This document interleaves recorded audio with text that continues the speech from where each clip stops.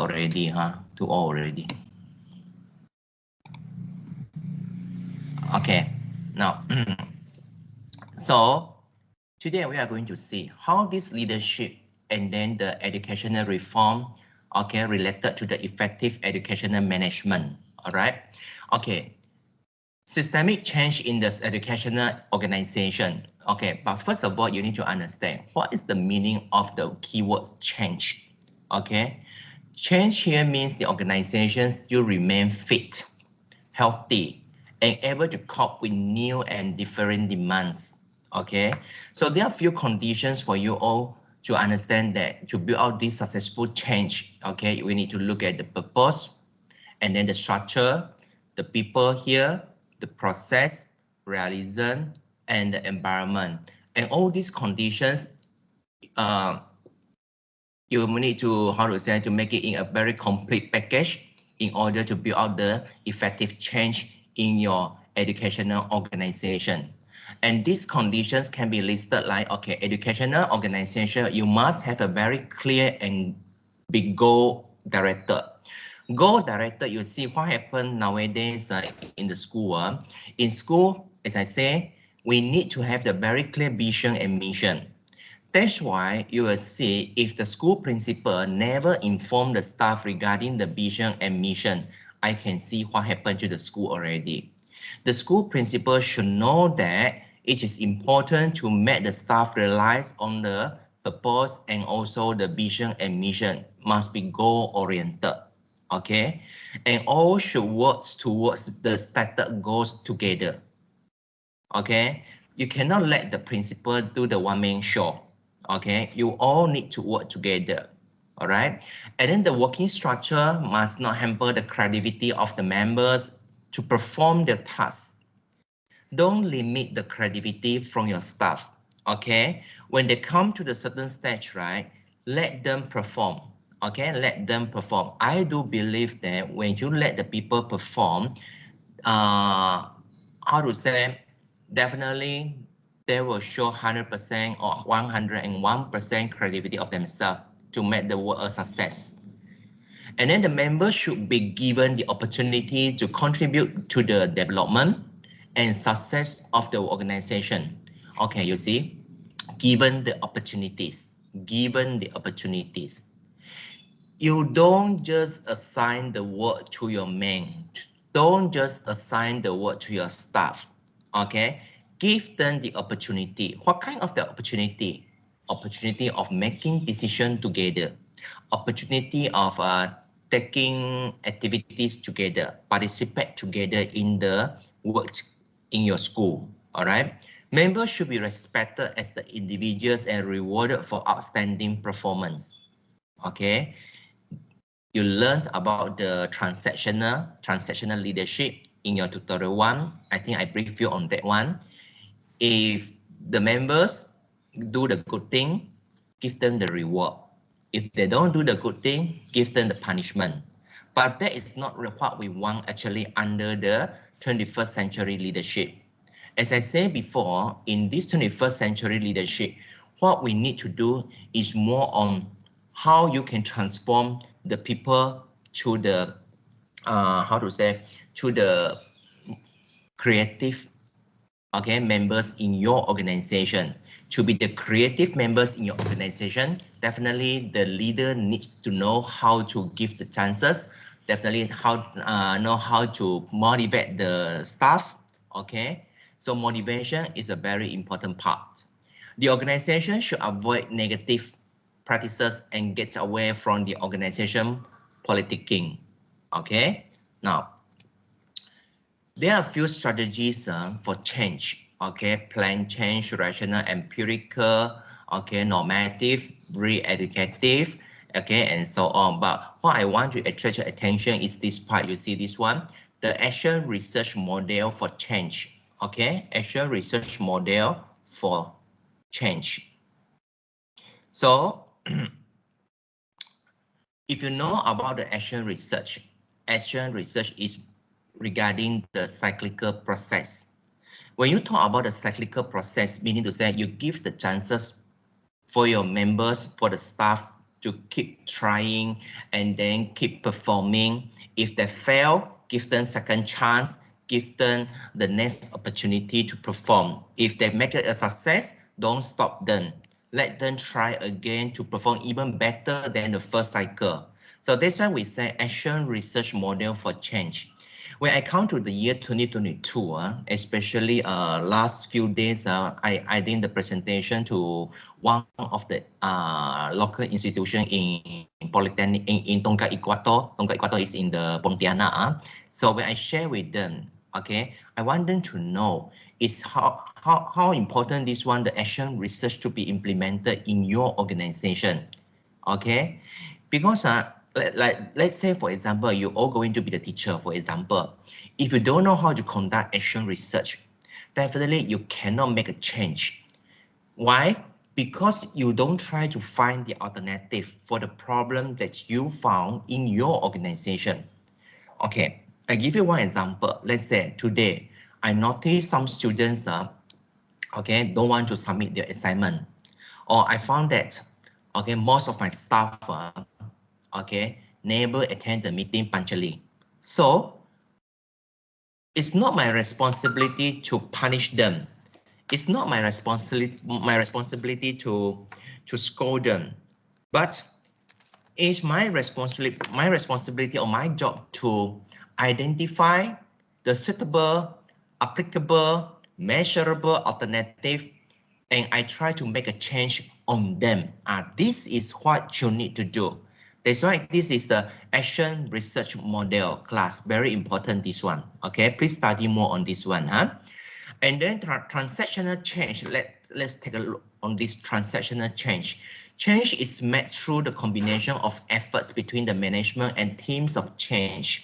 Management and the teams play a central role to implement the change.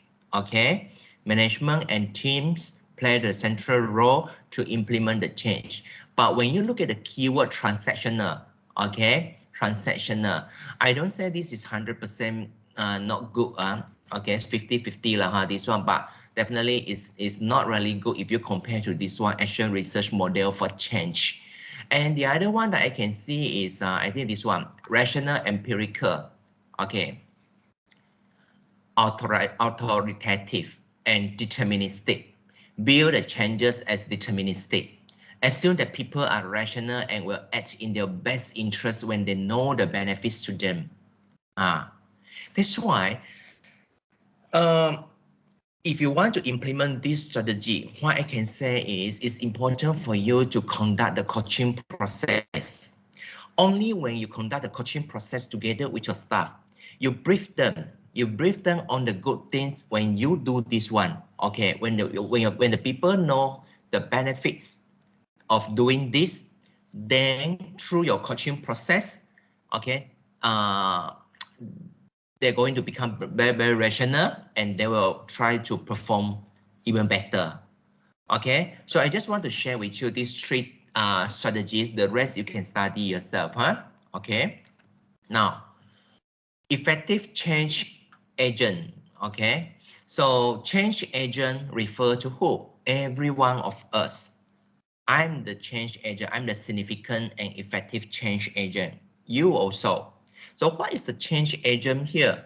So the characteristic here, the effective leader as the change agent. Okay, when you study this keyword effective leader, don't assume that effective leader only refer to the principal. As I said, you are also the leader. You all refer to as an instructional leader in your classroom.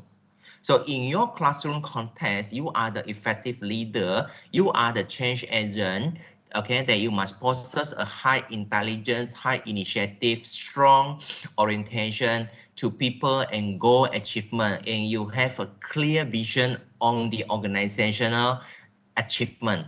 You see, we talk again about the vision. Okay, if you don't know the vision, you don't know the mission, how are you going to set the KPI? How are you going to set the learning outcomes? All right, and to develop, okay, to develop the change inducing the system by mobilizing the individuals and group who have positive thinking about the change and make the group pro-change focus on the original goals. Okay, balance the change process so that the groups will focus on achieving the defined goals of change and then not on the personal gains. But what I want to say is, you see the keyword balance the change process. Sometimes when you are the leader of the organization, you don't ask your staff focus too much on the organization goals achievement. Okay, they need to balance it with your life. Okay, you don't expect them. That's why recently I talked to the studio. I said that nowadays we are working not only 5 days, but in fact 7 days plus 2A. 7 days plus 2A. What is 7 days plus 2A? This one. 7 plus 2A. What is 7 plus 2A? 7 is 7 days, 24 hours. 2A means everywhere and anywhere. Okay? Even Saturday and Sunday. The principal sometimes message you. Okay, can you tell me about this one? How is the achievement? Everyone submit or not? So that is not good actually. That's not good. We need to balance it. All right. Now, change is continuously present in the school. And then there are various factors as mentioned by Razi and Swanson 2010. And all these factors can be summarized as below. The first one is advancements of information technology. So schools are expected to make use of the latest information and communication technology, ICT. Okay, ICT, especially when we come to this pandemic now. If you don't know anything about ICT, okay, then you see what happened. You see what happened on me this morning, the setting. I can use the ICT tools here, but I just the user, but I don't know how to do the setting. So I need my friends to come as a technician helping me to do the setting again and again. Okay, and then the changes in funding mechanism. Okay, this occurs in different types of school in the education system. Okay, you cannot apply the same method in all schools. Okay, peoples are unique. Okay, when you're facing them, definitely you need to come up with your own and different changes according to the school culture. Okay, growing poverty among underclass children, and despite much progress there and still pockets of these deprived areas. Demands of new market segments, enlightened and more affluent parents are demanding better education for their children. Okay, so for me, one of the very big challenge when you involve yourself in education is parents. How are you going to face all these parents? Okay, they are very demanding sometimes, but depends on you to filter out, justify how significant the demands from the parents. Okay, increase attention on the examination result. Okay, which an increasingly competitive society, this has become inevitable. So examination result, of course you cannot ignore the examination result, but don't too exam oriented. Okay, now we talk about school-based assessment because we don't want focus too much on the exam result. In higher education institution, we are more on the student-centered leadership. We are now talking about outcome-based education. Okay, we don't want to focus too much on the result. Whatever studied by the students is based on the outcome that we set in the syllabus. 20 years ago, we prepared the syllabus and then we asked the teachers to teach based on the syllabus. But nowadays, we got stung already. Okay, we give you the syllabus and then you need to set the outcome and then you need to think of the assessment to achieve, to measure the outcomes, and then you need to come up with the learning teaching methods. Okay, to implement all the outcome you set. And then greater expectation of efficiency and effectiveness for the school system. All right. So effects on the school conditions, positive conditions or learning will enhance the students' learning experience in the school. Teachers feel motivated, students feel they are respected, and administrators feel they are needed to contribute to the success of the school. For the organization, the change will bring about organizational effectiveness, reduce the cost, improve the teachers' workload, better education for school. One of my research done recently on one school, I found that these teachers are very demotivated. Why demotivated? Because of the leadership performed by the school principal. Okay, the school principal not really perform the transformational leadership, not really perform the instructional leadership, not really perform the distributive leadership, not also on the transactional leadership. He just try to administer the staff, administration, conduct the administration. And last, teachers feeling very demotivated. You know that when the teachers feels more demotivated, what happened to the student? Definitely the students, the teachers cannot teach the students in a very good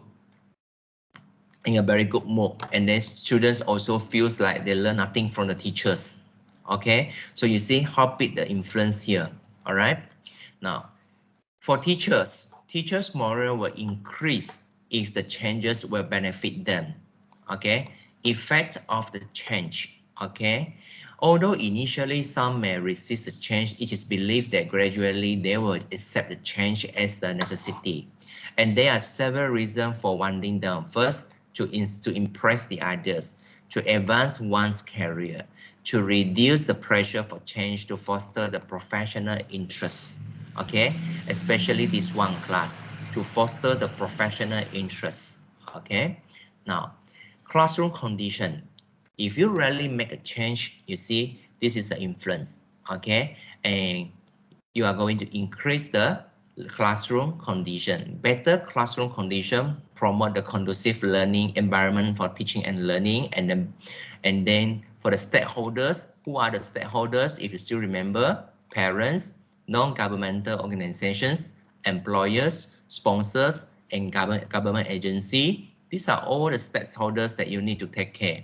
Okay, nowadays again and again I inform all my audience. I say that if you want to become the adult educator, not only to teach, but at the same time you need to deal with all these stakeholders. Why? For the benefit of the students. You need to prepare the latest skills to the students. So to know the latest skill required by the stakeholders, you need to know who are the stakeholders and what they want from you, what they want from the school, what they want from the students. Okay, I give you one example. Let's say the communication. Okay, when we talk about communication skill, this is not the latest 21st century learning and teaching skills anymore. When you ask the employers, they say, I don't want the students who just know how to communicate, but I want them to know how to promote themselves to the clients. I want them how to rebrand the product. I want the students to know how to implement the teamwork. So they want more specific in the communication, not just to communicate. Okay, if you just to communicate, no value already. So students need to know how to rebrand themselves, how to promote the product. Okay, this is what we want now. All right.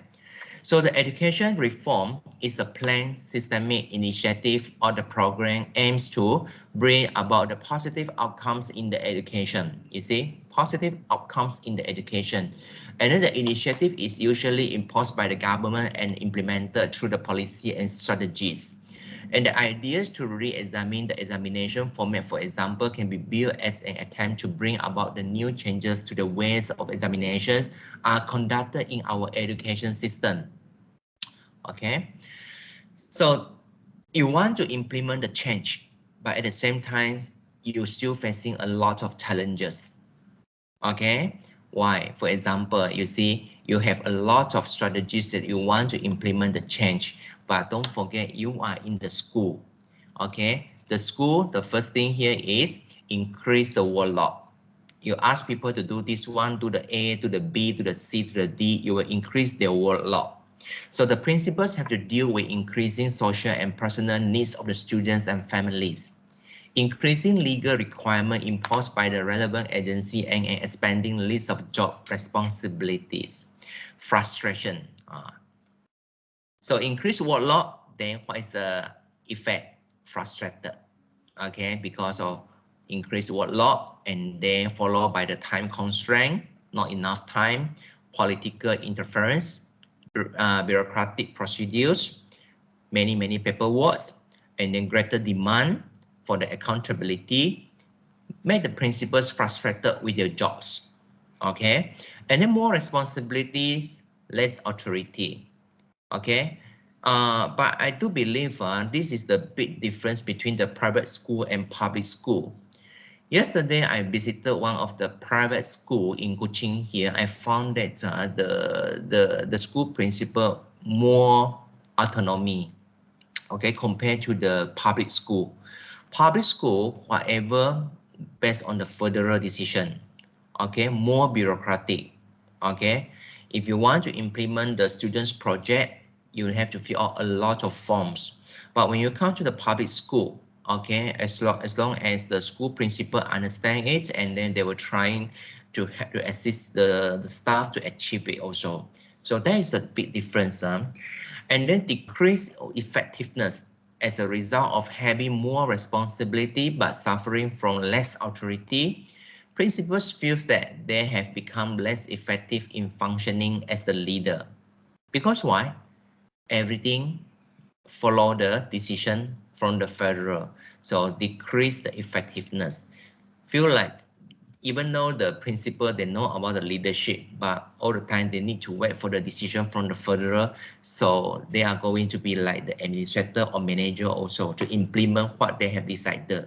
So decrease effectiveness. And the times have much been used for urgent management issues. This is what I say, which sometimes are less important with regard to the improvement of teaching and learning. And then also increase the stress. The working conditions and workload have increased the level of the stress among the school principal. The principal have been forced to compromise the priorities between their personal life and the school responsibilities. Long working hours and increased pressures have also made them suffer from fatigue that resulted in increasing the stress. So that's why one of the ability for you to become the principal is you need to be able to cope the stress. Okay, all the time learn to motivate yourself. I'm the instructional leader, and at the same time, all the time, I also facing the stress. Okay, but I feel like sometimes very lucky because I'm also the counselor. So I keep talking to myself. This is how I need to cope the stress also. All right. So try to find some opportunity for you to learn more about this motivation when you how to handle the stress. Okay, don't just wait for the university. Go and find some motivation courses outside the university from the private organization. Learn how to cope the stress. Okay, and school reforms divided into 3 phases class. The first one is on raising the students' performance, increasing the teachers' quality. Initiating longer school days and years, introducing competency tests, standardize the curricula, and then the rigorous promotion criteria for the students. That is the phase 1, a lot of things to do. Phase 2, making the school an agent to change. Okay, but the thing is, what I see now, I found that a lot of them, right, staying comfortable in the phase 1. They don't want to get out from this phase 1 and then they just staying here. Because when they come to phase 2, you are playing the role as the change agent. You see, as a change agent, you need to include the capacity building, professional and development, and governance changes. Phase 3, you focus on the system and policy integration and coordination, targeting on structural reform, school reform, and then curricular reform. So that's why now I think you understand when I talk about this one, the school reforms, right? You see why so many people they remain in this phase 1. They don't want to move to the phase 2, but in fact you need, because when you come to the different level, different grades of your position, you need to know that you need to move on to the phase 2 and then to the phase 3. And then effective schools are characterized by several important factors. Okay, the first one here, class, is the strong cultures. A lot of the research done about the school culture. You can search by using the Google Scholar, and then you just key in the school culture, and then you will see a lot of the research paper on school culture. It is very important for you to build a very positive school culture, okay, if you are the principal. Second is a strong belief. School staff hold on to certain firm beliefs that are positive, okay. Accepted values, okay, positive values across the school. The values are the conducive to high performance, okay. Structurally loose, and then the organizational structure is flexible enough to allow the initiative. And then moral leaders. Moral leaders, according to Razi and Swanson, is about to reform their own moral strength and the inherent goodness of the reforms that are committed to. So you see, this one moral leader. That's why we have another type of leadership. That is what we call as moral leadership. Okay, moral leadership. If you want to know more about moral leadership, you can type in the Google, and then you will see a lot of the moral leadership. Okay, so the headmaster as the main leader in the school, followed by the senior assistant, department heads, and the other senior teachers will have to manage the three important aspects with regards to the core activities in the school. So the headmaster definitely have to involve in school leadership, but don't forget, if you can blend together the leadership and the management together, so you have to make sure that you are able to manage and adapting the curriculum, managing the pedagogical aspect of teaching, managing the assessment together with the members in your school. Okay, you want to conduct the reform, you cannot do it alone, especially when you want to conduct the instructional reform. Instructional means what? Teaching and learning. So teaching and learning reform, definitely you cannot skip from these three. Managing, adapting the curriculum. What is adapting? Not adopting. Adopting means you take it exactly original from the other places to be implemented in your organization. But when you adapt the curriculum, meaning you get from somewhere else, you adapt to the culture in your school, and then make it suitable to be applied in your school. And then managing the pedagogical aspect. Okay, pedagogical aspect actually not enough. Okay, not really enough. Now, if the teacher, if the headmaster understand about the pedagogy, make sure you also understand about the andragogy. Okay, because you are dealing with adults. And then if you understand about the andragogy, make sure you know also about the cybergogy, because like for example now pandemic, you are dealing with the technology. So pedagogy, andragogy, cybergogy, please understand on these three keywords. And then also you are able to manage the assessment. Managing the assessment, not implementing assessment. If I say implementing assessment, meaning you just conduct the exam, you just conduct the evaluation, and this is not what we want. Okay, managing the assessment means what? Managing the assessment means you need to know what you want to test on the students, the outcomes that you want to test on the student. Okay, you cannot test everything. Okay, I do hope you all can go and search to understand more about this one, outcome-based education. Okay, outcome-based education, because when you talk about this outcome-based education, you will when I do the observation, the teaching practical observation in some schools, I found that a lot of the teachers, they are how to say, they are conducting the class like the tuition class. You cannot conduct a class like the tuition class, but in fact you need to identify the learning outcomes. Okay, you need to identify the learning outcomes that need to be mastered by the students, and then you only test the learning outcome that you set. Okay, so this is why I say managing the assessment. All right, so class, this is the first thing that I want to share with you at this morning is about the educational reform and including this instructional reform. So do you have anything you want to ask me? Anything you want to share with me?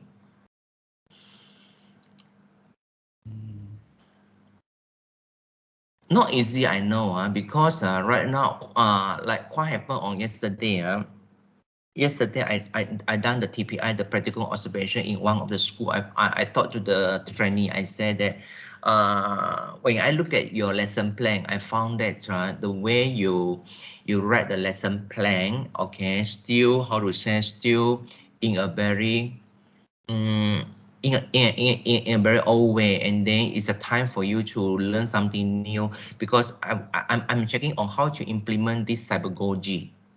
Okay, you only write something about the pedagogy, but what about the cybergogy? You don't talk about cybergogy. Okay, so class cannot on this andragogy, pedagogy, and also cybergogy. Okay, just key in you just key in cybergogy in Google, you will see a lot about the cybergogy. All right, anything? No, so I continue. I continue this one. Okay. Maybe you can ask me after this. Okay. Now, research and development on effective educational institution management. Okay, the keyword here is R&D class. R&D, research and development effective educational institution. Here, for this one, effective educational institution, the characteristic of effective educational institution management. An effective educational institution, you must have a professional leadership. You must share the vision and mission, the goals. And it's a learning environment. You need to concentrate, focus on the teaching and learning. Purposeful in teaching, high expectation.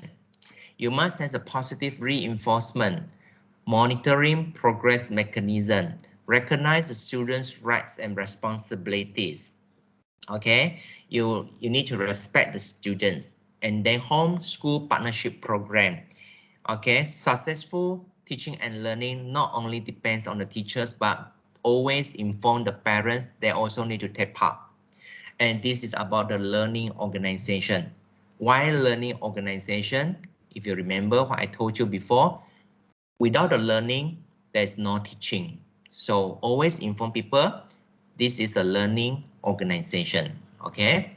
So there are two important criteria here for you for effective educational institution.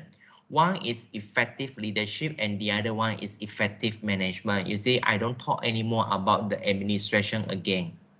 Okay, because at least you know these two. The blending of leadership and management in educational organization lead to the school effectiveness. Effectiveness here meaning effectiveness in providing the relevant education to the student, the learning and maintaining the members. Maintaining the members means you need to maintain your staff performance, okay? And then to achieve the organizational goals. That's why staff professional development need to be continuing. Okay, you need to continue the staff development. Okay, so you don't say how to say last 2 days one of the health department from this Polytechnic Tongkang Equator, okay, asked me one question. He said, I do believe my teachers already performed their best to teach, okay, but they still, how to say, when they come to the new semester, they still having a lot of problem to implement the teaching and learning process. Okay, they ask for my opinion. My opinion very simple. Do you conduct any staff professional development to your staff every semester? Okay, we need to make sure, that's why the governments identify this one. All the schools, all the teachers need to perform, need to involve yourself in the professional development courses at least 7 days per year. In fact, 7 days per year, too little. 6 only. Okay, you see, every year until now is 19 February. I already joined more than 10 days professional development courses. Okay, keep looking for the new courses. Okay, to enrich my knowledge, to update myself. All the time I inform them, I say, you don't want to update yourself, then you are outdated. Okay, you need to update yourself. Then update from which aspect? Okay, sometimes I join a lot of courses about the motivation, leadership, especially last 2 days I joined this the 21st century leaderships under the Ministry of Higher Education. And then also last few days I joined the EduTech, educational technology from Philippines. And also I involve myself in show and tell the use of the technology in my teaching and learning through the Asian platform. So wait until 2nd of March, then only they release my video. So after that, after this, I will inform you all also so that you all can go and see also, huh? All right. So this is what we need to do. All right. Now,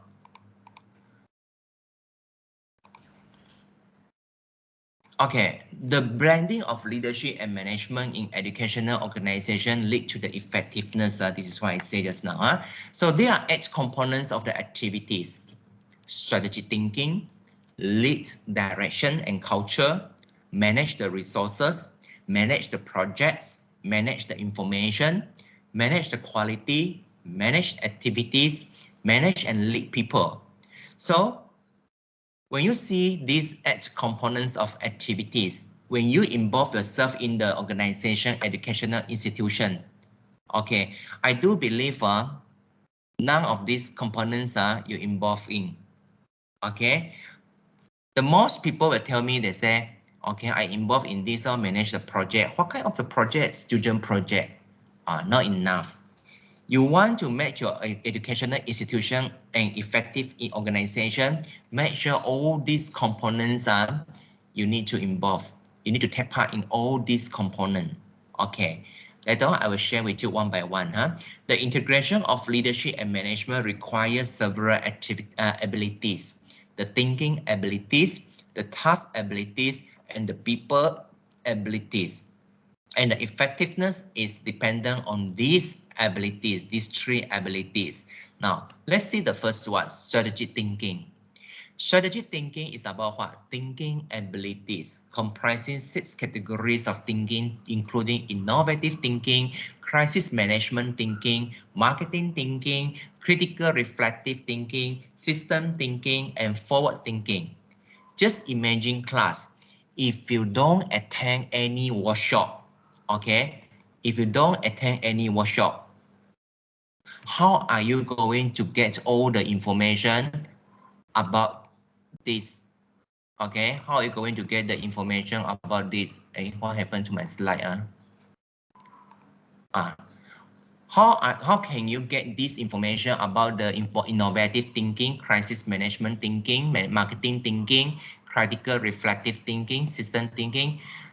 Honestly, I can tell you, if you want to have this knowledge, you need to join a lot of courses. Okay, you need to go for all these courses. Okay. Next one, lead direction and culture. To be a principal, you need to know how to lead the direction and how to build out the positive culture in your school. So this includes the create values, top vision, celebrate the success, life values, promote the challenge, and also taking the risk. Okay. Managing resources, finance, energy efficiency, effective use of resources, careful use of financial resources, good use of physical facilities, effective targeting. Okay. Managing project, okay, requires the task abilities comprising the activities such as the plan projects, contribute to plans, contributes to closure, coordinate projects, run the projects, and then also complete the projects.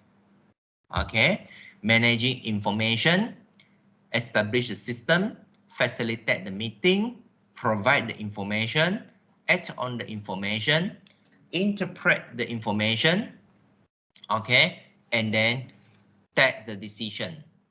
Okay, take the decisions. Managing the quality, especially nowadays when we keep talking about how to maintain the system, the quality system in the organization, right? Okay, you need to know this one.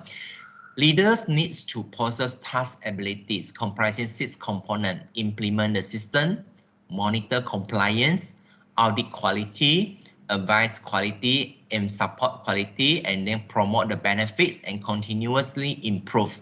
Okay. How to make sure this thing happen, especially this one, continuously improve. I am the auditor, as I said before, okay, in my institution. And every semester, I need to audit certain departments to make sure that they apply this one, continuously improve. So to make sure this thing happen, CQI needs to be implemented. CQI, continuous quality improvement. Okay, continuous quality improvement. Teaching and learning, do we need CQI? Yes, we need CQI for teaching and learning quality. When we do the CQI for teaching and learning, because you are going to be the instructional leader, I'm telling you now, okay, every year, every semester, when you come to the end of the semester, you need to prepare the report. Students' performance report. From the students' performance report, you need to do the comparison with the students from the previous semester. Then you will see how good this semester students perform. If the result dropping, you need a CQI, continuous improvement quality. CQI in what? You need to plan on what you need to be carried out for the next coming semester so that you can increase the performance again. If let's say this semester, the result much better than the previous semester, do you need CQI? Yes. Even though the result getting better, you still need CQI because you need to maintain the result, or you need to enhance the students' ability to perform in your school.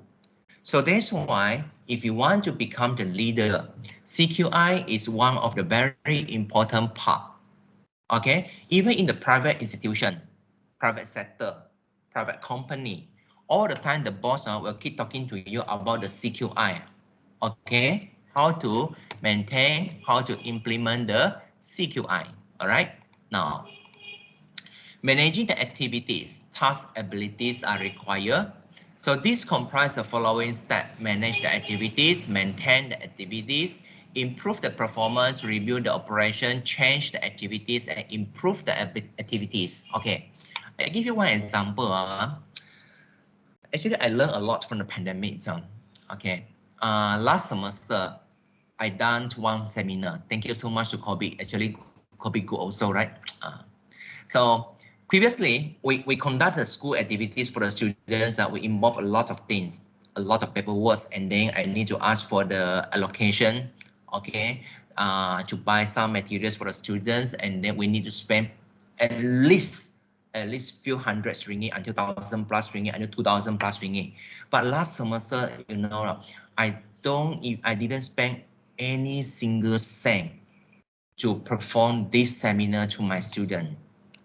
Everything through online. Okay, see, I got here or not, so I can share with you. You see, okay.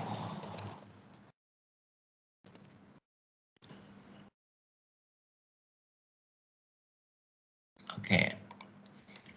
Now you see this one. Can you see this website? Yes. Okay. You see, this is a seminar pembentangan kajian case discrete mathematics. You see, everything I put it online. You see, there's lagu negaraku. Okay, student can sing the lagu negaraku here also. What is this? You see, we have this lagu negaraku online, and then ibu pertiwiku, lagu Polytechnic, and then also the welcoming speech. Okay, I also upload everything. And then you see my students' video performance. Let's say this one.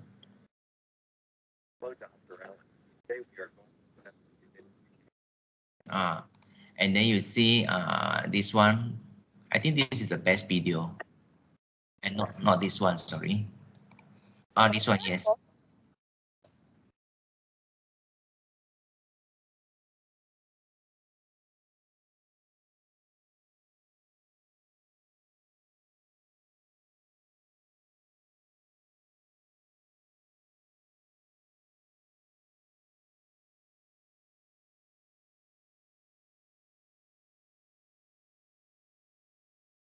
So you see everything online, and this one, the display montage also. Okay.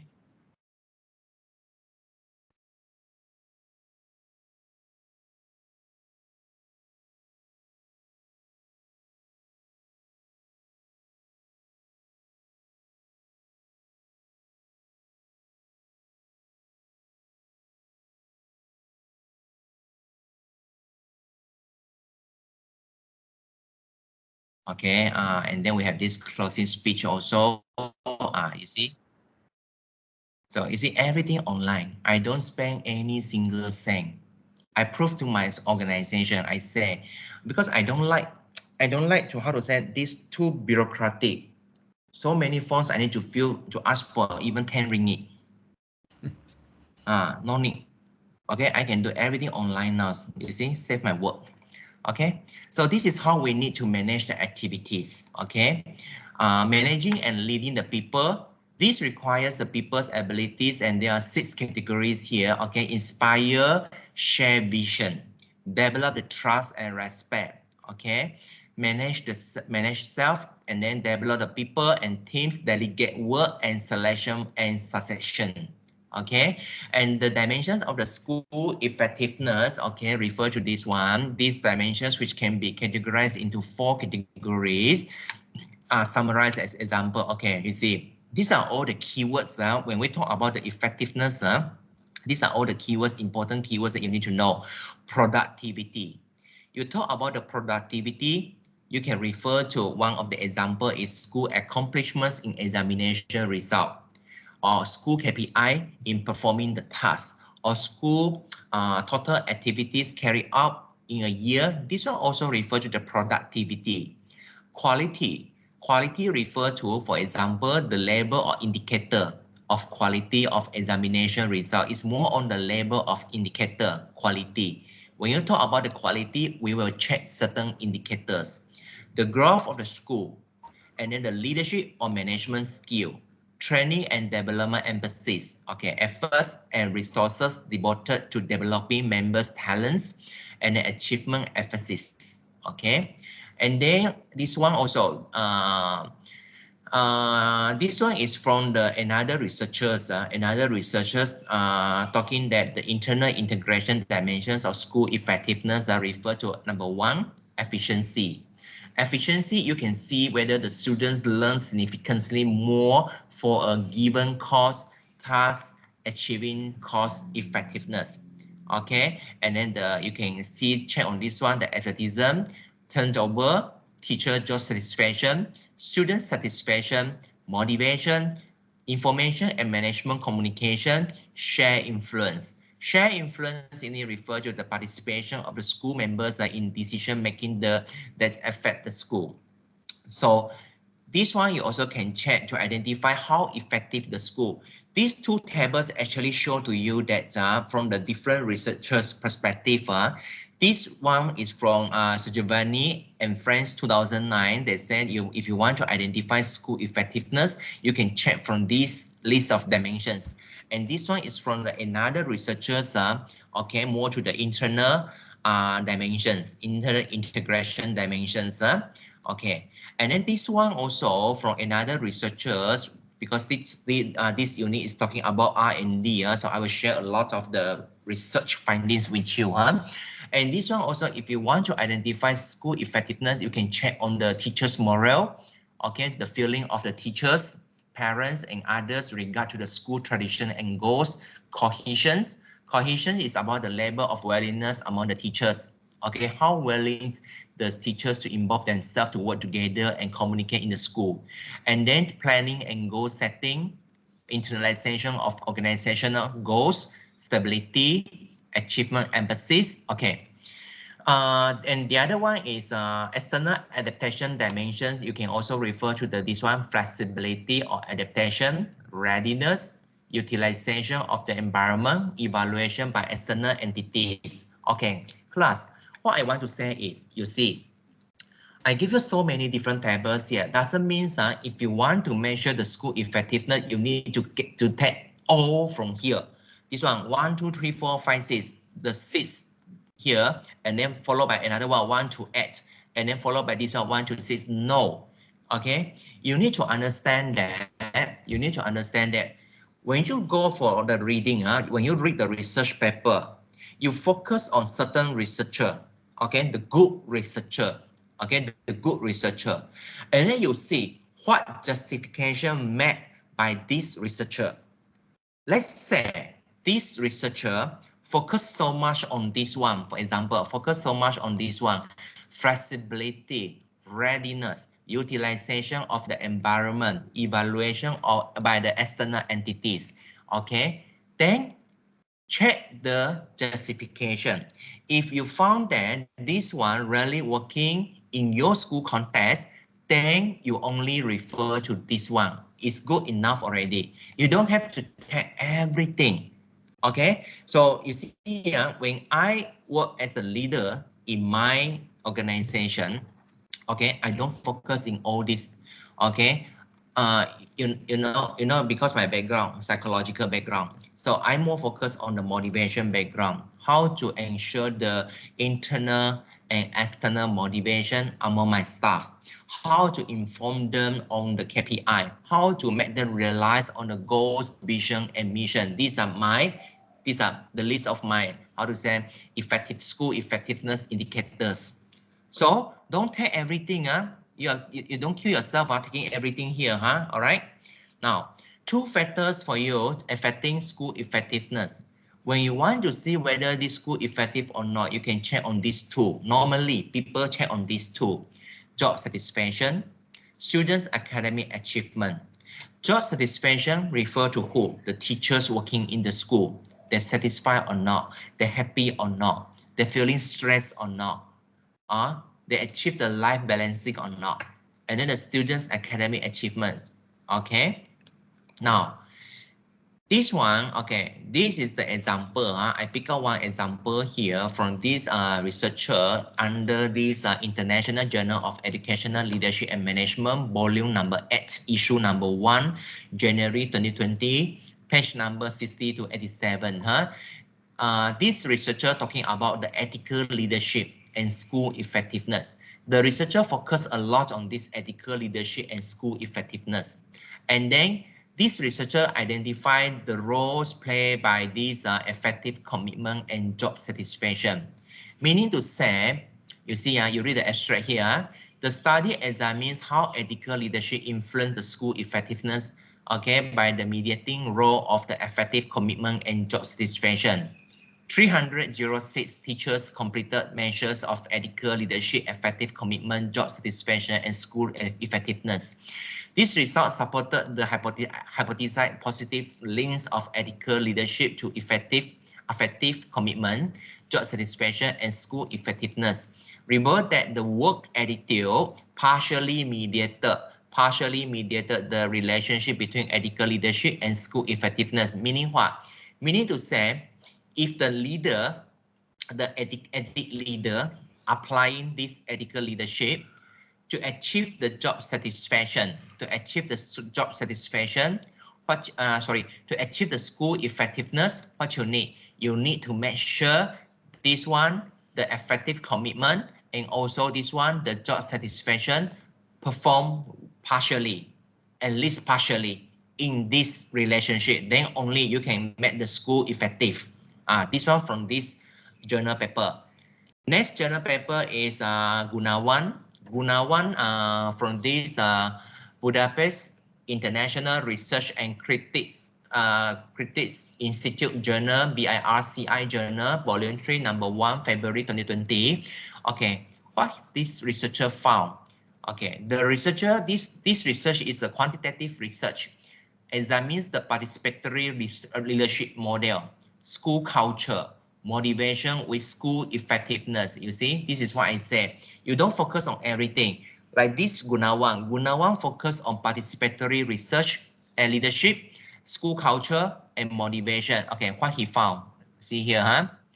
Likewise, transformational leadership, school culture, and work motivation have a significant influence on the effectiveness of State Junior High School in Medan, which announced to 13.7%. This one working. So from here, you know that it is important for you to apply all these significant variables in your school. Okay, now look at another one. This one I pick out from this Improving School 2018. Okay. The effective school literature has shown that the school contextual aspect matter for students' academic and social outcomes. Potential link here may be the quality of the relationship between the teachers and students, but few studies have investigated whether features of school effectiveness are in fact associated with the students' perceptions of teachers' caring, which is the main purpose of the study. The main purpose of the study is what? The teachers caring. You see this one? The teachers caring here. Based on the recent collected data from 150 senior level schools in this research, the school effectiveness in terms of teachers assess school leadership, school teachers operation and consensus, and then school ethos was analyzed in relation to perceived teacher caring as reported by the student 8022. And then what they found? They found that all these three aspects of the school effectiveness were predictive of higher level of perceived teacher caring among the students. Look at this keyword, this one, predictive. Okay, we need to predict. Okay, we need to predict. Nowadays, most of the research, we try to predict something. Okay, let's say you want to make this international school be an effective organization. Then you as the researcher, when you come to master level, when you come to your degree project, your project supposed doing something like you predict the significant or relevant factors influencing the school. So you see from there. Okay, like my previous research, okay, my PhD research, for example, I predict that the feedback environment in the organizations is important. Okay, it's important to identify the effectiveness of the self-efficacy among the employees. Okay, self-efficacy means the ability for you to do something. Same in the school. I do believe that if you want to measure all the school teachers, the students, the members in the school working, and they have the ability to doing something, then you have to measure the feedback environment working. When you talk about the feedback environment working in the school, okay, one example, I don't talk too much, later on you peng sang. So the first thing is the leader credibility. How are you going to convince the people if you are the kind of leader who knows nothing about leadership? You only know how to administer the school. You don't know how to lead the people. You don't know how to lead the organization. No credibility. Okay, like for example, I am your tutor. Okay, my background is in educational management and leadership. Just imagine if, let's say, WOU asking some tutor with the background of chemistry to teach you this, to how to deliver with you all this information about the leadership. Convince you or not? Definitely cannot, right? That's why university always try to find the relevant and significant people with their own credibility.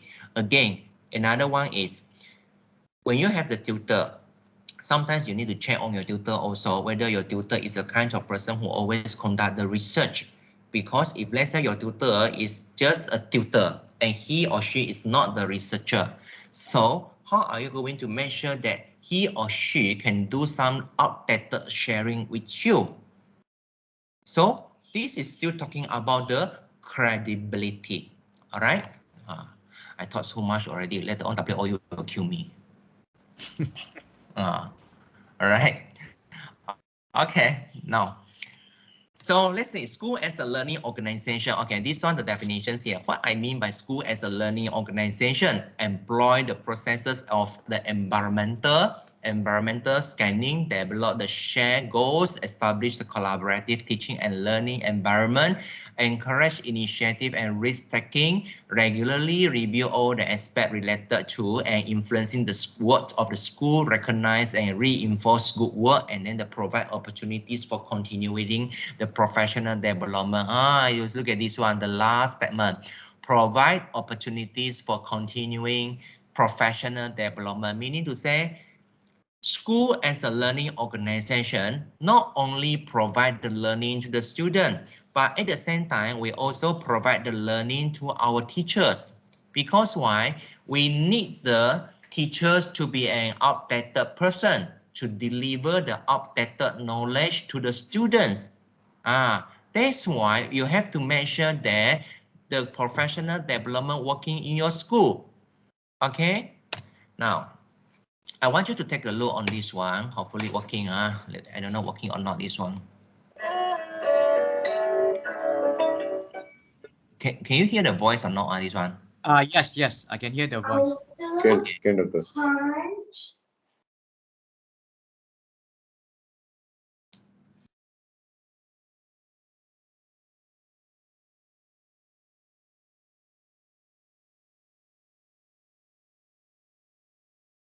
I can see the slides, but no sound, No no sound. voice.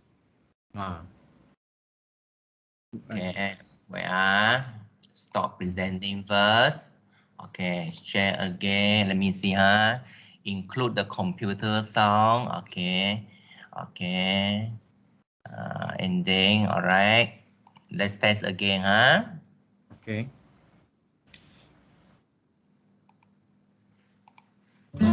How about now? Now got sound. Got sound. Trait theory. In the early 1900s, an organized approach to studying leadership began. The early studies were based on the assumptions that leaders are born, not made.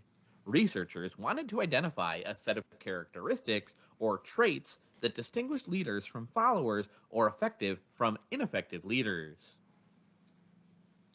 Leadership trait theory assumes that there is a distinctive physical and psychological The sound stopped. characteristic accounting Okay. for leadership effectiveness. In fact, personality traits do affect leadership style. Researchers analyze traits or qualities such as appearance, aggressiveness, self-reliance, persuasiveness, and dominance in an effort to identify a set of traits for all successful leaders.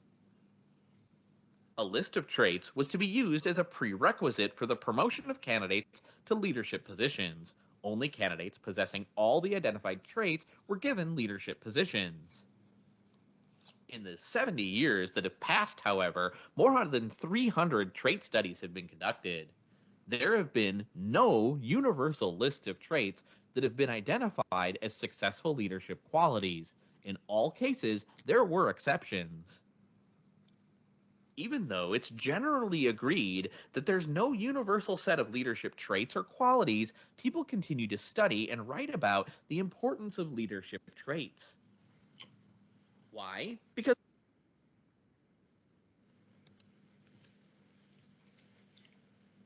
Let me see. Let me see. This one full already. related to successful leadership behavior. The Big Five personality does not have a preferred leadership profile. With the Big Five, high surgency and conscientiousness are positively related to successful leadership, and high agreeableness and low adjustment were negatively related to leadership success. In a survey, 782 top executives were asked, what is the most important leadership trait for success as a supervisor? Answers to the survey revealed integrity, industriousness, and the ability to get along with people, human relation skills, were the top 3 most important traits for success. Whatever your traits are, Remember that traits are important to leadership, but there's no universal list of traits, and you don't need every trait to be a successful leader.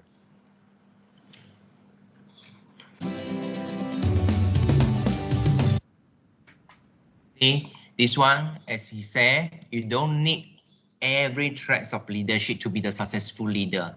Okay, you need to make your justification to identify which one is the good one for you to apply. Okay, now let's see the next one.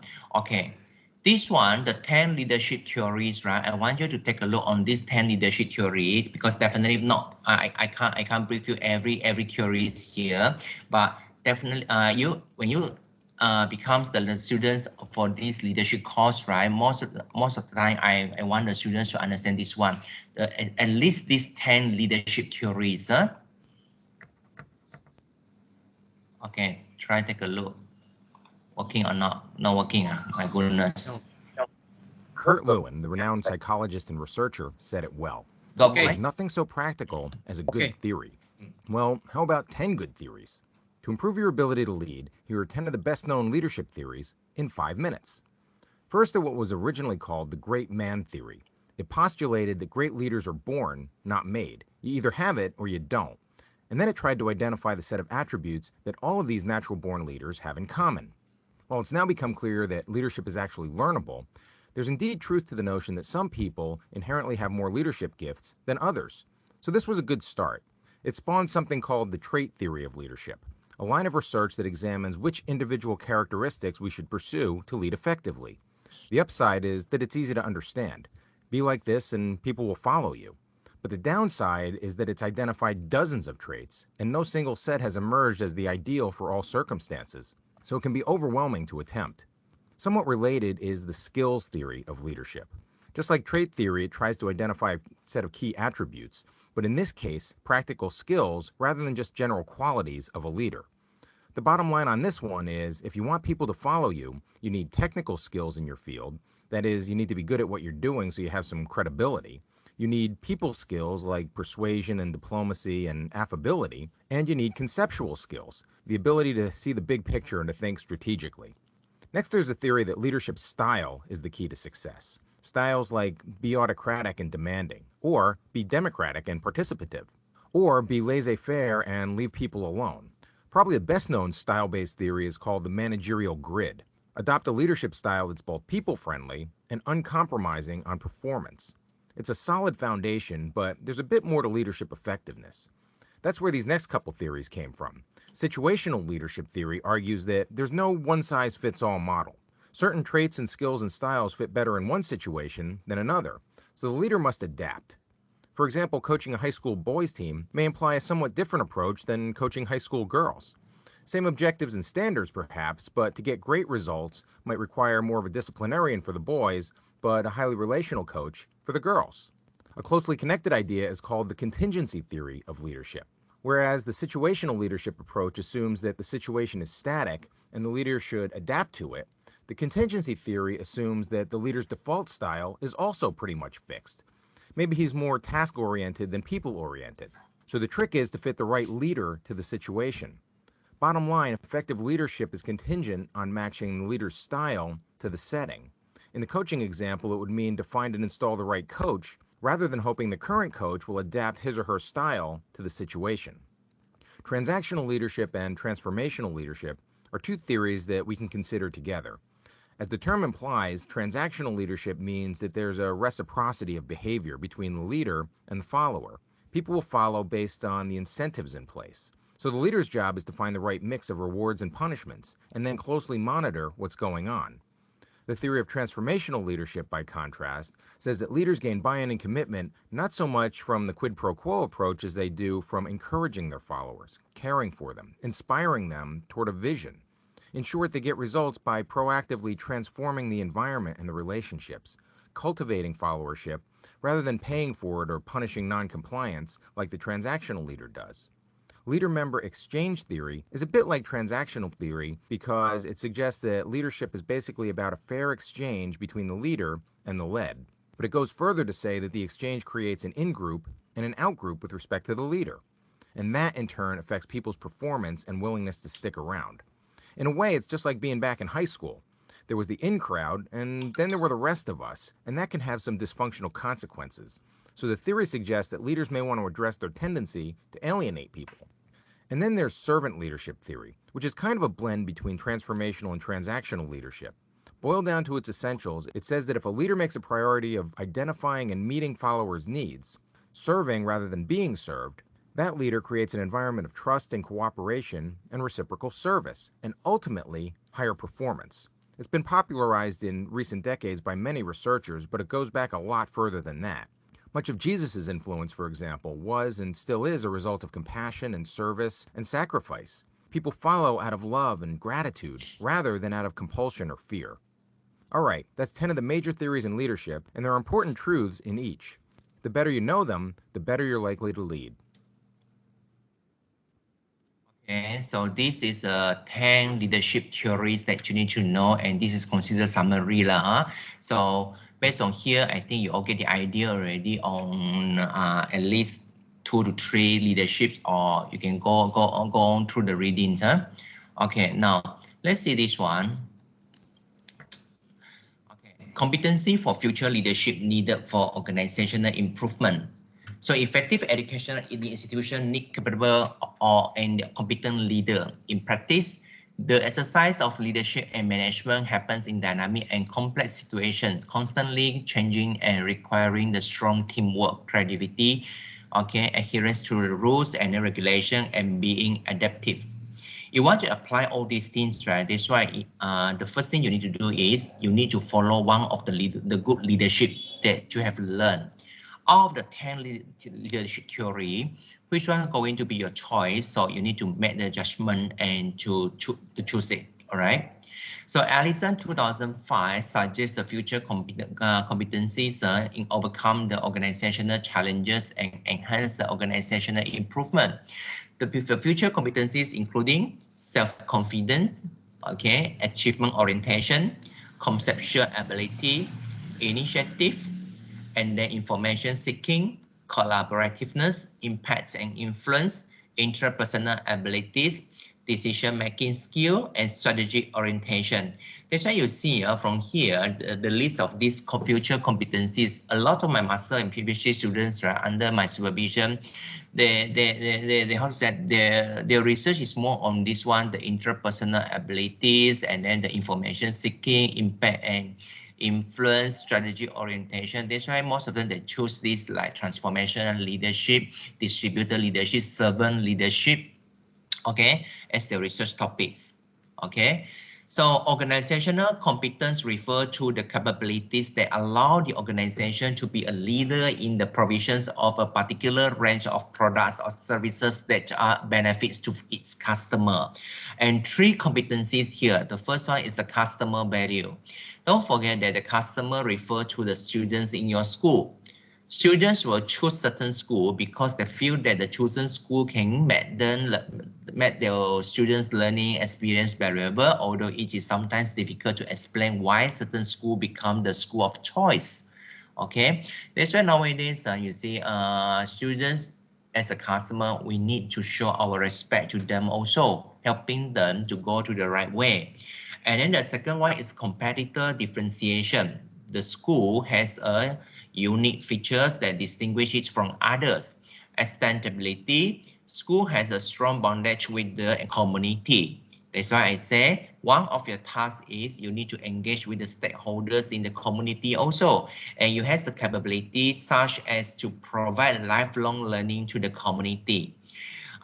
This one, I do believe if you involve yourself in the higher education or secondary school education, definitely you need to involve yourself in the community, because what you have learned, you need to involve the students with the community as a part of the lifelong learning. Okay, see what you can do to the community. However, it is more relevant to the Western community, and now not really Western community anymore, because in Malaysia here, we are how to say, trying and implementing on this one already. All right. Okay. So this is all about this one, the research R&D on effective educational institution. Okay, so let me show you one thing. How are you going to find, let's say, okay, Scholar Google. So this one is a Scholar Google Scholar. In case you want to find any research paper on leadership and management, you can try to find from this Google Scholar. Okay, just type scholar.google.com.my here. Okay, let's say for example, you are looking for this transformation. Okay, transformation leadership. Okay, transformation leadership. Okay, then you see the list of the transformation leadership links here. Okay, if you want to make it more significant, right here on your left hand side, the custom range here. Okay, you can choose from 20, let's say for example 2018, 2018 until 2022. Okay, you search for this one. Now you can see the first paper, the influence of the transformational leadership and the work motivation on teachers' performance. So you click on this one, you see some of the papers free for you to download. Some you need to pay, but don't go off pay. Okay, you see this one?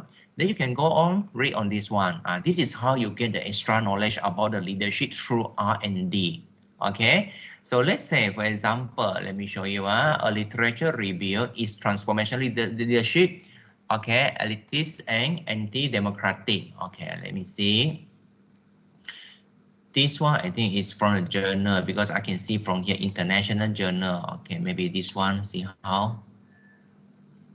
This one is from Talent Budu 2020. Under the International Journal of Social Sciences and Educational Studies. Okay, so try see whether you can download this one or not. Beauty items. Where's the items? Download. Okay, this one free for you to read. So this is how we go and search for the relevant papers through R&D on the website. Okay, so hopefully you're clear about this one, So anything you all want to ask me, want to share with me before I go on with your second assignment? Anything you want to share with me? Or you sleep already? So stressed. Why all these faces look so stressed today? Okay, if no questions, then we talk about the assignment. Your second assignment. The second assignment is coming. Okay, where is my assignment?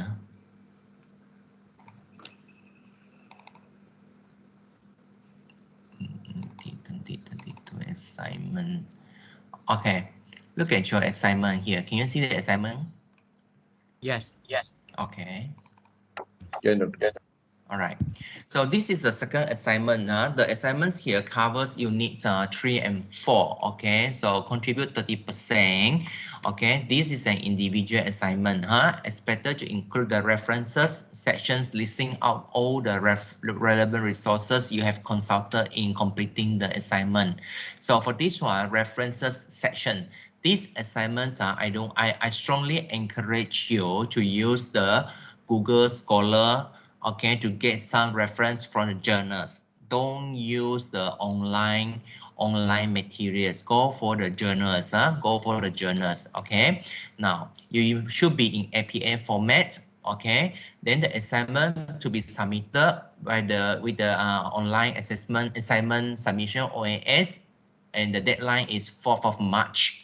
Okay. So today 19th of February. So around 3 weeks time. So extensions are not allowed for the assignment 2. Okay, no need to ask for the extension for assignment 2. Definitely will be rejected.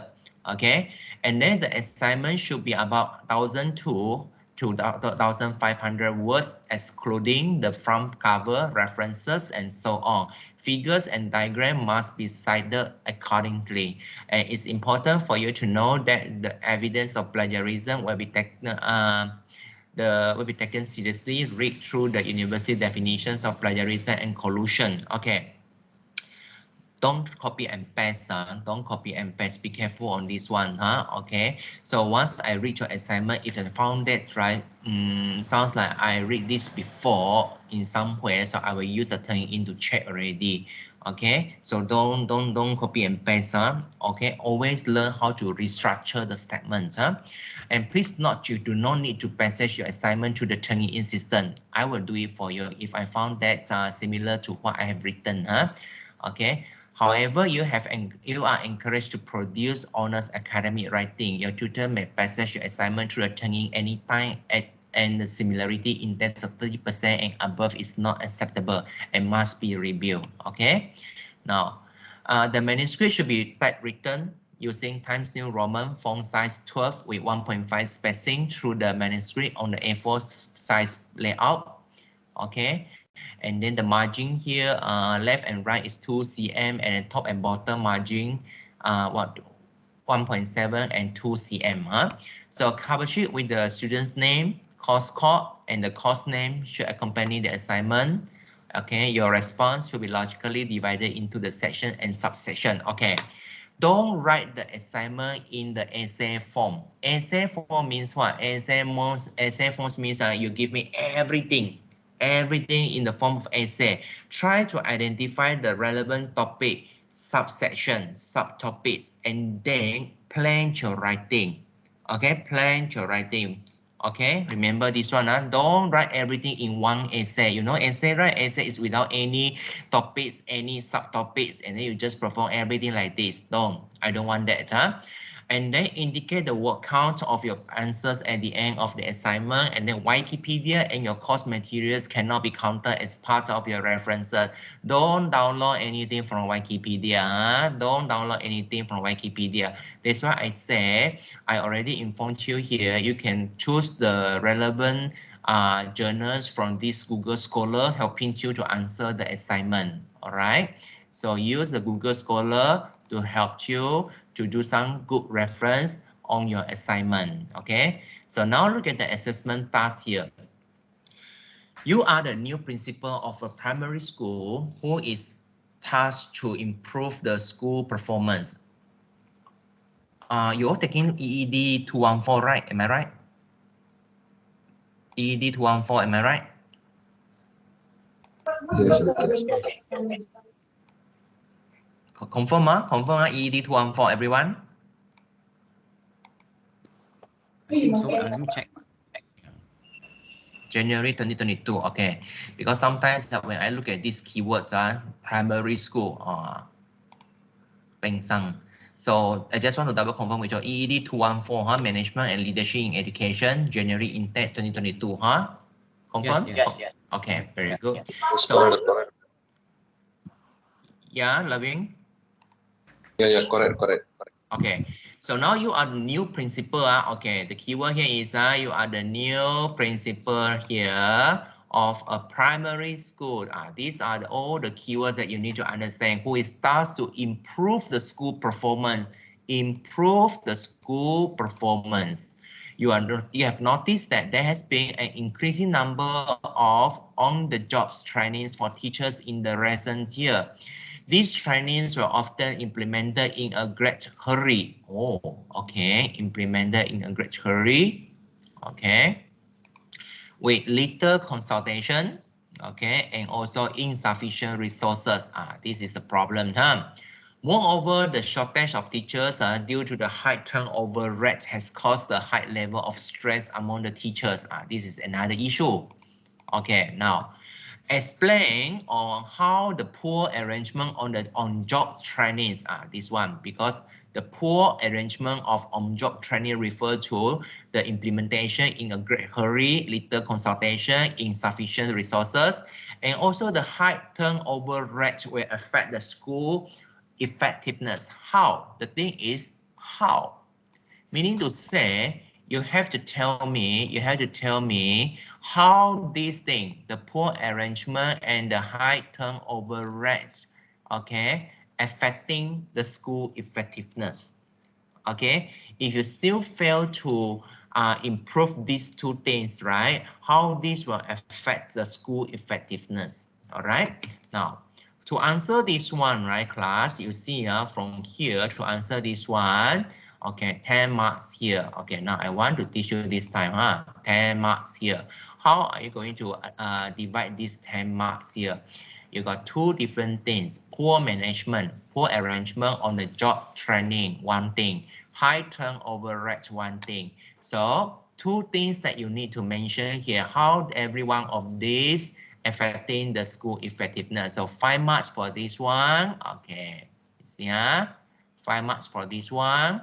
Another 5 marks for this one. So do the elaboration. Elaborate your answer.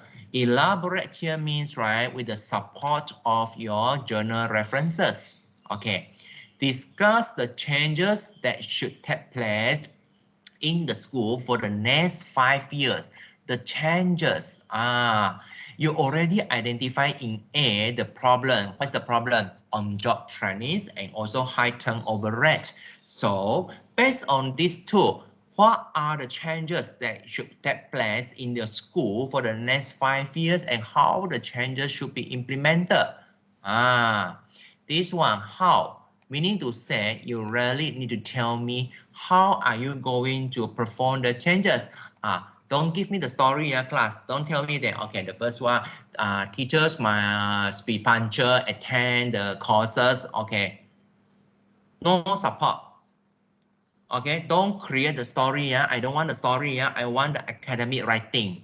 Okay, I want the academic writing. No marks will be given this time for the story. Okay, so discuss the changes that should take place in the school in the next 5 years and how the changes should be implemented. Okay, so discuss your plans and improve your school performance. Your suggestions must be related to A. That's why I say here the poor arrangements on the jobs trainings and then also the high turnover rate. So these are the two problems, right? So 20 marks. How to divide these 20 marks, class? 10 marks for each one. Okay, 10 marks for each one. You want to score 10 marks for the how to settle this poor arrangement on the jobs training? Give me the solution. How to implement this? Okay, you want to get another 10 marks for this one, high turnover rate. Find the solution, find the alternative, elaborate on the process to solve this high turnover rate. Okay, this is how to answer. Discuss the obstacles that you will encounter in B. Based on the changes here, okay, of course, the changes you want to implement in the school is based on your reading through the journal, right? But when you come to the reality in your school, what are the obstacles? What are the obstacles that you are going to face if you want to implement the changes? Okay. To discuss the obstacles you will encounter in B, discuss the challenges when implementing the changes in B, 10 marks. So how to divide this one? Maybe, if let's say, okay, sometimes the students they don't really understand how to divide the points. Okay, let's say 10 marks. If you have very strong content on the challenges, okay, let's say you give me two challenges, 5 marks and 5 marks. You elaborate very good in every challenge here. Then, okay, very good and complete elaboration. If let's say cannot, then you try to identify more challenges. For example, 5 marks, 5 marks, then you try to give me, 10 marks, 10 marks, then you give me 5 different challenges also can. So each one, 2 marks will be given to you. Then easy for you to score the marks. Sometimes the students are very lazy to find the things. They just provide me one challenge. One challenge for 10 marks means to say I expect more from you. All right, I expect the complete elaboration. But can you elaborate more? Very hard for you. So plan your answer. So as long as you remember, I read the questions, and the question said the obstacles will encounter in B, the challenges when you implementing the changes, the challenges. Either the obstacles, okay, either the obstacles or the challenges.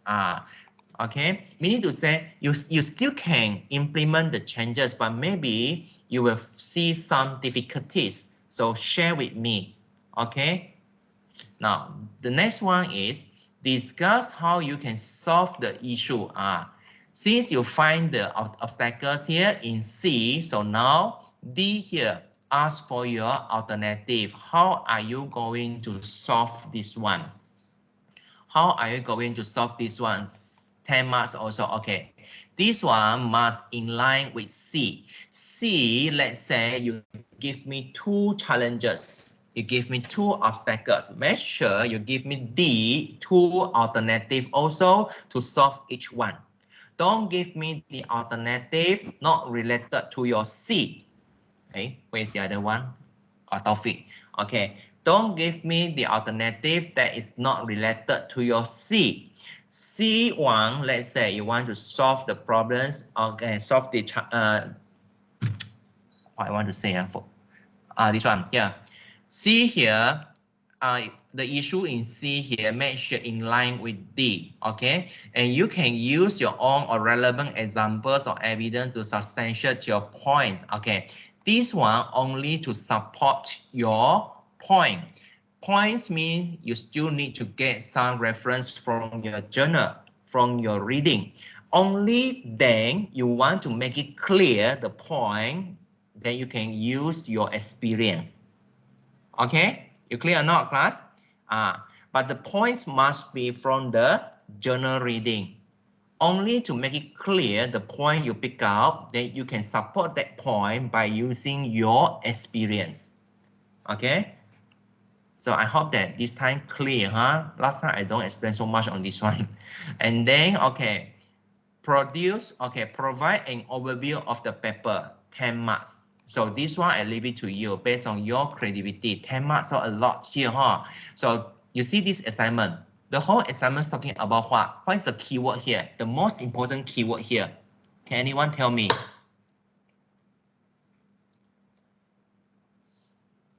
What's the most important keyword here? The big idea. What is the big idea here? The shortage of teachers, is it, Doctor?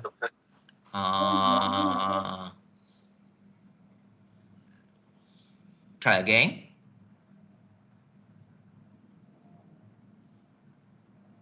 You mean the keyword? The big idea. The big idea of this assignment Is to improve the school performance. Yeah, the school performance. So here, you can provide an overview about the school performance. When you talk about the school performance, what you want to talk about? When you want to talk about the school performance, what you want to talk about? School performance relate to what? What you learned this today? Start with on the students' academic result and the motivation of the teachers. These two things actually affecting what? Start with alphabet E. On the effectiveness. Yeah, when you talk about school performance, right, you need to talk about the school effectiveness. When you talk about the school effectiveness, you can talk about the motivation. You say just now, the teachers and then the stakeholders, everything. But how to create the good introductions? Give me the broad idea first, and then you bring me in the more specific one. You see, initially the big idea is the school performance. When you talk about school performance, you talk about the school effectiveness. School effectiveness, then you talk about the role played by the principal, and then the motivation, and then everything, the sub thing, right? Everything how to contribute to the school performance. This is how you can write about the introduction. Because why you see 10 marks here? 10 marks is not 2 marks, not 3 marks. So this one you have to plan very, very well. Okay, now this one, how are you going to summarize your paper? 10 marks also, 10 marks here. How are you going to summarize your paper? 10 marks. You can share with me now, and I will try to correct for you.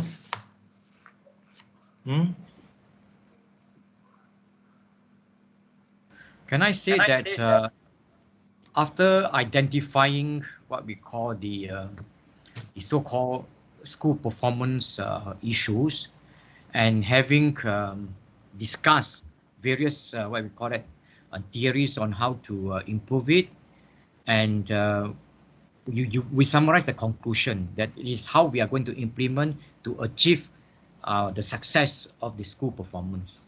You mean you relate to the theory, is it? What I'm trying to say is that first, of course, we identify what are the problems that the school is facing that led to the what we call the low performance. All right. So we Yes. identify various issues. All right. So for rest of end of it, and we decided what kind of solution that we are going to undertake. All right. And then having said all this, in conclusion, we will say that we will have to implement all the solution to effect the changes so that we can achieve our goal of the school performance. Yeah. You see the difference between the introduction and the summary is the summary you start from the very broad idea, the big idea until you come up with the very specific ones, right? And then when you come to the like Taufik said just now, right? Okay. Opposite one is you start from the very specific one and then you come to the conclusion, the broad one, the common one. Okay. This is what he means. Okay, so this is one of the way for you to write the introduction and also the summary. From the summary and from the introduction, the broad idea until the specific point, and then for the summary from the specific point, you generate and then you conclude with the broad idea. Okay, but be careful. Don't give me the very common points because 10 marks here, 10 marks here. Okay, so always try to look for the good points to be shared in your writing. Okay, so and then you can see here the language 10 marks are accuracy, correct grammar usage, and then the evidence of the correct spelling, presence of your correct punctuation, appropriate choice of vocabulary.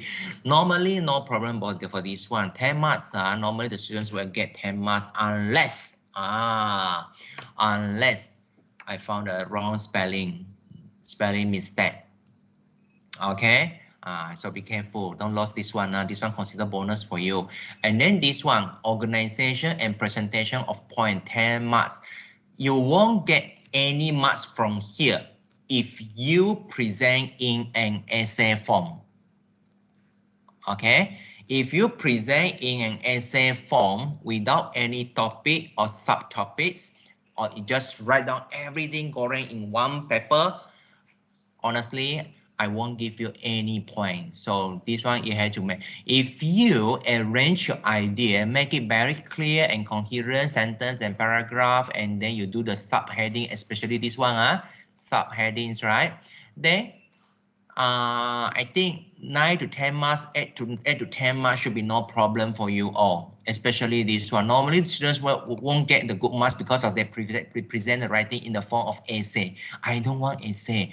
If you present in essay, you are killing me, you know. You see what happened on last semester? Last semester, this course with 21 students, I think. 21 students, almost half of them provide me the essay. My goodness, how to read. So okay, please prepare the subheadings. And then the referencing, evidence of the sufficient references to at least 3 academic sources. Okay, at least 3 academic sources, my dear. But don't give me 3 academic sources lah. Okay, give me more than that, okay or not? 5 or 10, okay, and make sure journal only. I don't want Wikipedia, I want journal, okay, and then give me the latest journal. Now it's 2022, 22, 21, 20, 19, 19, 18, 17, okay. Look for the journals 2017 onwards. Okay, don't give me something 1990, Don't give me something 1905, Except theories and model. Okay, theories and model, no problem. If you give me 1805 also for theory, I accept it. But the findings, research finding 2017 onwards. 1981, 1981, I was in primary one. Okay, clear everyone?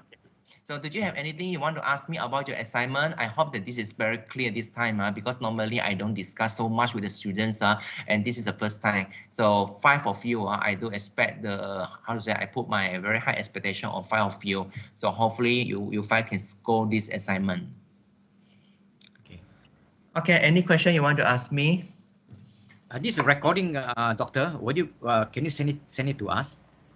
So Yeah, that I can I will upload to the YouTube, and then at the same time I will send you all the link. Right, all right. Thank you very much. Welcome. Okay, so Zaihan is not here this morning, right? Okay. Levia, any question you want to ask, Levia? So far clear, doctor. So far clear, huh? Okay. So far any problems on your learning? No. No, everyone okay, huh? Okay. All right. So far, okay. Yeah. Okay, thank you so much. So I think that's all for today. So later I will upload the video to the YouTube, and then once I done the upload, so I will send you all the link. Okay. So if you have any questions, you can ask me in Telegram. But when you ask the question in the Telegram, make the questions specific. Okay, make the question specific so that I know what you want to ask. Okay, so that I know what you want to ask. All right. Okay, so I think that's all for today. All right. Thank you very much, Doctor. Okay, thank you everyone. Goodbye. Thank Bye-bye. you, doctor. Bye. Okay, bye.